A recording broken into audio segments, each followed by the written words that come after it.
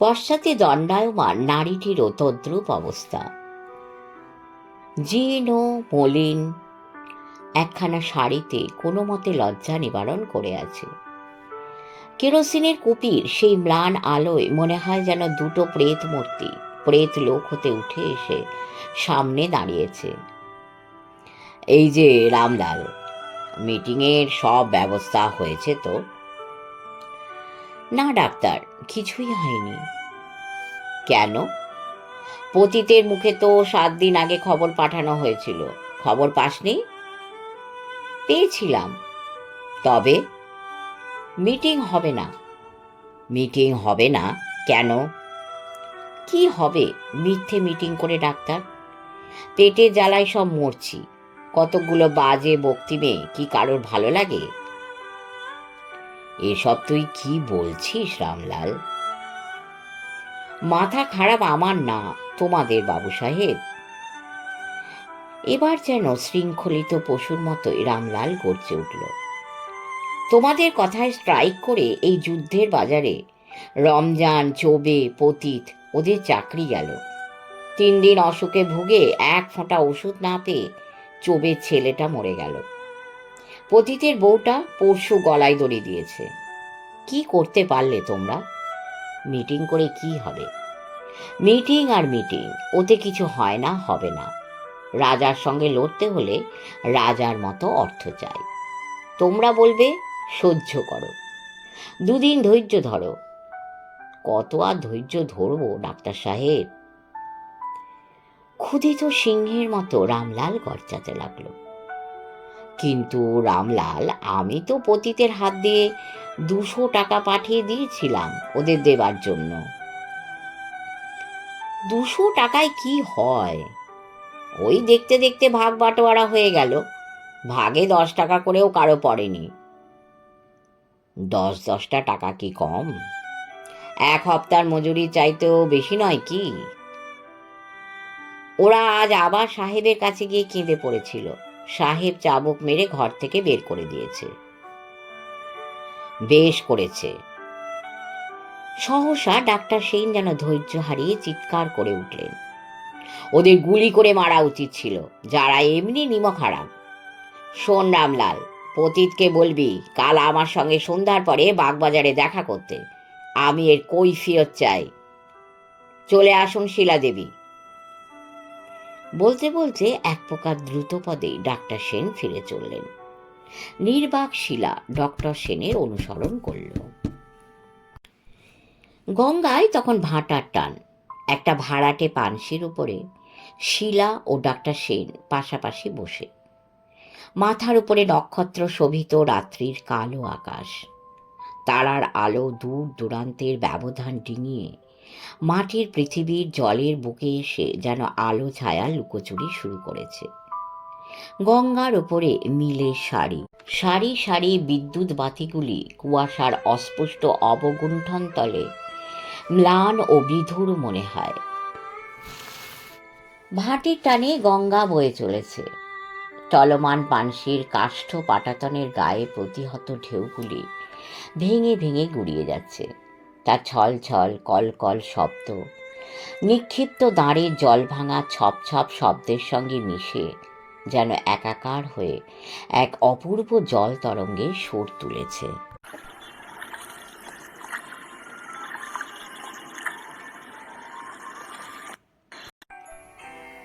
মাঝ গঙ্গা দিয়ে মালবাহী বড় বড় মহাজনী নৌকাগুলো ভেসে চলেছে। কোনোটার পালতোলা, কোনোটা দাঁড়ের সাহায্যে এগিয়ে চলেছে। নৌকার ভিতর হতে আলো রশ্মি অন্ধকার গঙ্গাবক্ষে যেন খানিকটা তরল আলোর ধারা ঢেলে দিয়েছে। 2-1টা স্টিমার এদিক ওদিক যাতায়াত করে। কোথাও কোনো নাও হতে যেন কোনো মাঝি গায় তার গানের সুর। গঙ্গার ভাটি স্রোতের সঙ্গে ভেসে আসে উদাস করুণ। ওদের নৌকা এগিয়ে চলেছে। বাইরের পাটাতনে ডাক্তার সেন ও শিলা দেবী পাশাপাশি বসে। দুজনেই চুপচাপ, কারো মুখে কোনো কথা নেই। কত কথাই আজ শিলার মনে হয়। একটু আগে সন্ধ্যার স্মৃতিটা তখনও তার মনের অনেকখানি জুড়ে বসে আছে। একটা অদৃশ্য তিক্ততার বেদনায় যেন মনটা টনটন করে।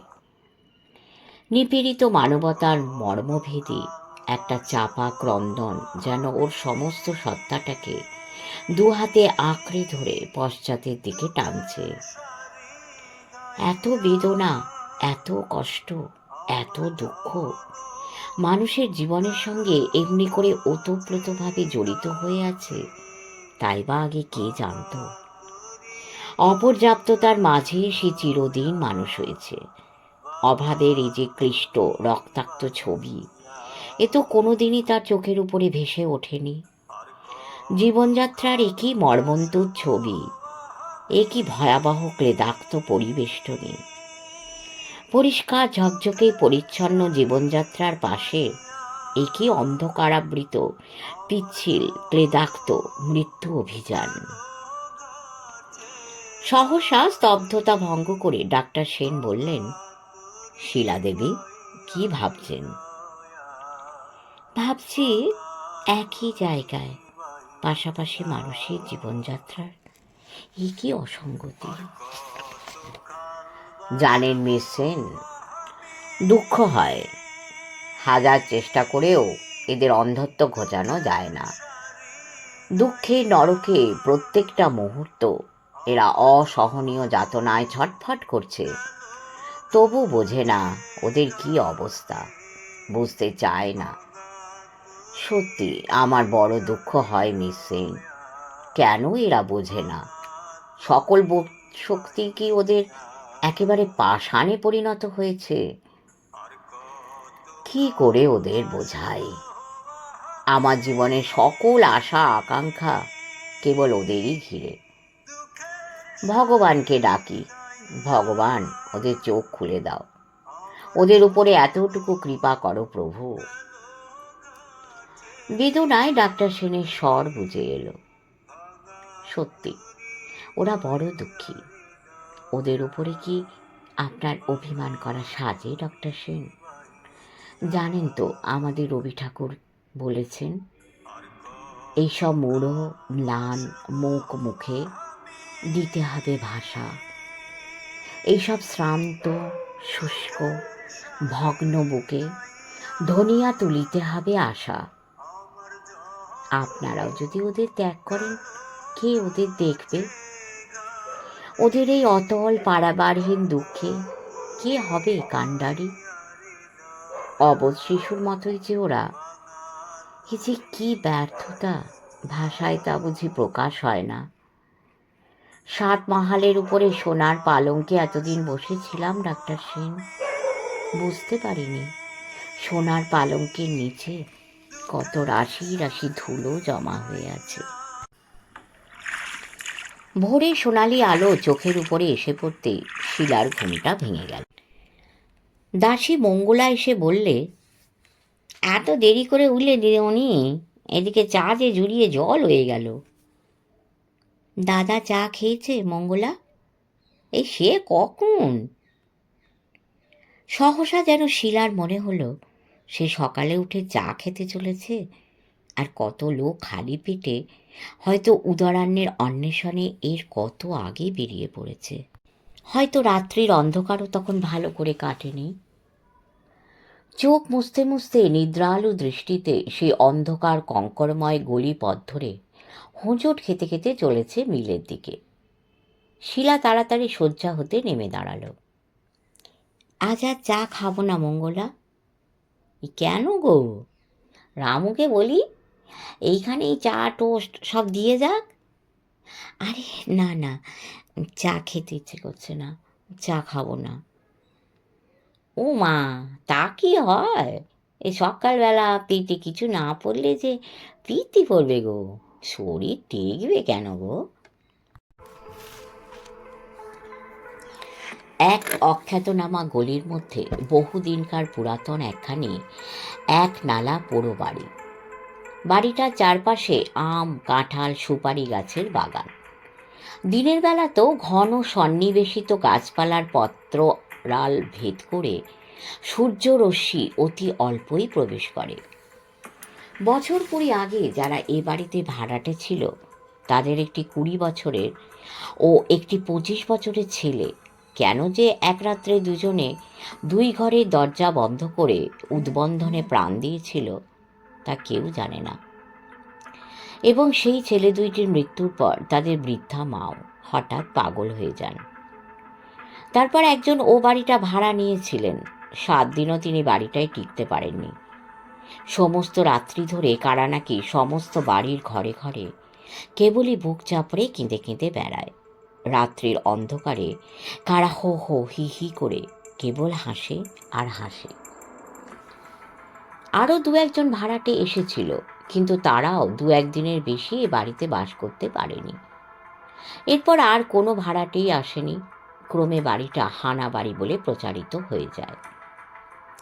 বাড়িওয়ালা বাড়িটা ও বাড়ির আশেপাশে জমিটা বিক্রয় করবার বহু চেষ্টা করেছিলেন, কিন্তু বাড়িটার কিংবদন্ত 10 জনের মুখে এত দূর পর্যন্ত ছড়িয়ে পড়েছিল যে বাড়িটার কোনো খদ্দেরই আজ পর্যন্ত জোটানো যায়নি। সেই থেকে বাড়িটা এমনিই খালি পড়ে আছে। দিনের বেলাও সে রাস্তা দিয়ে বড় একটা কেউ হাঁটে না। বাড়িটার আশেপাশেও তেমন বসতি নেই।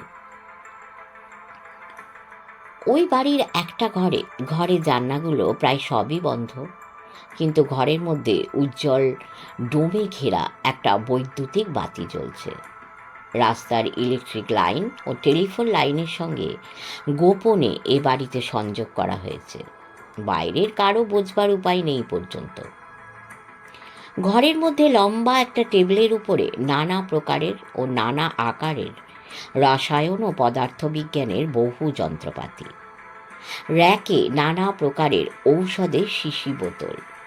একটা কাঁচের বড় ফ্লাস্কে সবুজ রঙের কি একটা তরল পদার্থ টকবক করে ফুটছে। সেই ফ্লাক্সের সঙ্গে সংযোজিত একটা লম্বা কাঁচের টিউব, সেটা আরেকটা ফ্লাক্সের সঙ্গে সংযোজিত। দ্বিতীয় ফ্লাক্সের মধ্যে বাষ্পের আকারের এক প্রকার শ্বেত তরল পদার্থ ফোঁটায় ফোঁটায় জমা হচ্ছে।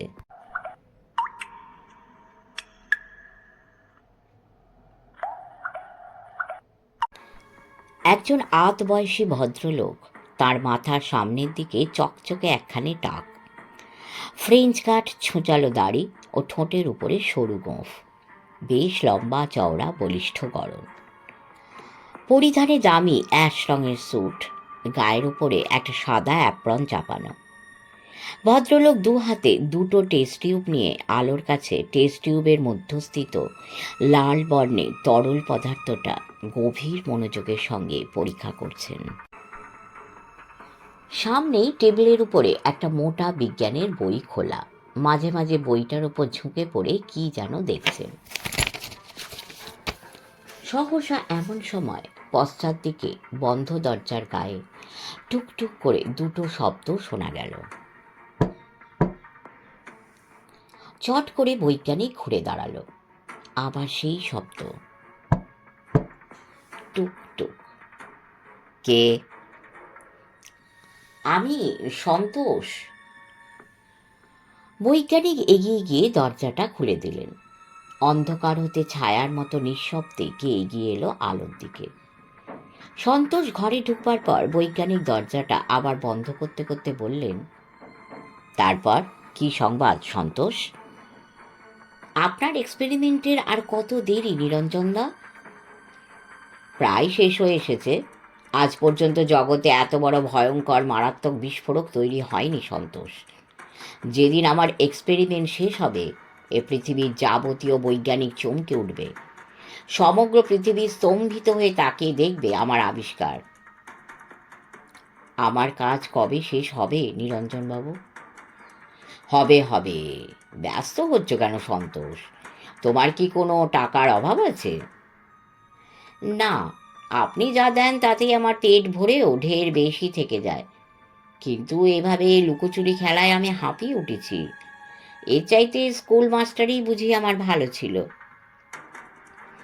এই যুদ্ধের বাজারে সামান্য 40 টাকা মাহিনায় তোমার কি হতো? কিন্তু আপনার দেওয়া এই 200 টাকার চাইতেও সে 40 টাকায় আমার ঢের বেশি মনের শান্তি ছিল। শোনো সন্তোষবাবু, অবুঝের মতো কথা বলো না। কাকলিয়া রোডের উপরে অত বড় বাড়িটা তোমাকে ছেড়ে দিয়েছি, অমন দামি গাড়ি, 200 টাকা করে হাত খরচ, এত সুযোগ সুবিধা তুমি এই জীবনে কখনো কি পেতে? দুবেলা কোনো মতে দুটি খেয়ে ছেঁড়া জামা তালি দিয়ে পরে তোমার দিন কাটছিল, আর আজ? কিন্তু তার বদলে আপনি কি আমার কাছ থেকে যথেষ্ট কাজ পাচ্ছেন না? তা পাচ্ছি বই কি, এবং পাচ্ছি বলে আমিও তোমাকে তার প্রতিদান অকাতরে দিচ্ছি। সে কথা কি তুমি অস্বীকার করতে পারো? না, তবু শোনো সন্তোষ, আর একটা মাস তুমি কোনো মতেই ধৈর্য ধরে থাকো, তারপর তোমার ছুটি। এমনভাবে তোমার জীবনের সংস্থান আমি করে দেব, যাতে করে সারা জীবন তুমি হেসে খেলে নির্ভাবনায় কাটিয়ে দিতে পারবে। এখনো একটা মাস? হ্যাঁ। তোমাকে যা কাজের ভার দিয়েছিলাম তা করেছো? সংবাদগুলো সব সংগ্রহ করেছো? করেছি। এই নিন, এই কাগজে সব টাইপ করা আছে। বেশ, তাহলে এখন তুমি যেতে পারো, আমার অনেক কাজ এখনো বাকি। আবার কবে আসতে হবে? যথাসময়ে তাজ হোটেলে ফোনে সংবাদ পাবে। আচ্ছা, তাহলে আসি। নমস্কার। নমস্কার। এসো। সন্তোষ নিঃশব্দে ঘর থেকে নিষ্ক্রান্ত হয়ে গেল। শেষ হলো তৃতীয় পর্ব। যান্ত্রিক একটু ত্রুটির জন্য দুটি পর্বে তৃতীয় পর্বটি ভাগ করতে হলো। তৃতীয় পর্ব ক এবং তৃতীয় পর্ব খ। আশা করি ত্রুটি মার্জনা করবেন। সকলে ভালো থাকবেন, সাবস্ক্রাইব করবেন, লাইক করবেন এবং কমেন্ট করে অবশ্যই বলবেন আমি কতটুকু কি করতে পারছি। চেষ্টা করছি আপনাদের মনোরঞ্জন করার। পরম করুণাময়ের কৃপায় সকলে ভালো থাকবেন। নমস্কার।